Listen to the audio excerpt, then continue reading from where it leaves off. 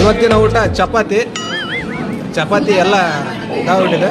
Next ಮುಳಗಾಯಿ ಪಲ್ಯ ಖಾಲಿಯಾಗಿದೆ, ಸ್ವಲ್ಪ ಇದೆ, ಅರಬರೆ ಇದೆ. ನೆಕ್ಸ್ಟ್ ಹಾಗೆ ಹೆಸರು ಕಾಳು ಪಲ್ಯ ಚೆನ್ನಾಗಿದೆ. ಹಾಗೆ ನೆಕ್ಸ್ಟ್ ಇದು ನೋಡಿದ್ರೆ ಗೋಧಿ ಪಾಯಸ, ಅಂದರೆ ಅದಕ್ಕೆ ರವೆ ಕೂಡ ಸೇರಿಸಿದ್ದಾರೆ. ಸೈಡಲ್ಲಿ ಗೋಡದ ಮೊಸರು ಐತಿ, ಗೋಡದ ಮೊಸರು ಐತಿ. ಹಾಗೆ ಇಲ್ಲಿ ಬಂದ್ರೆ ಅನ್ನ ಸಾಂಬಾರು ಕೂಡ ಐತಿ.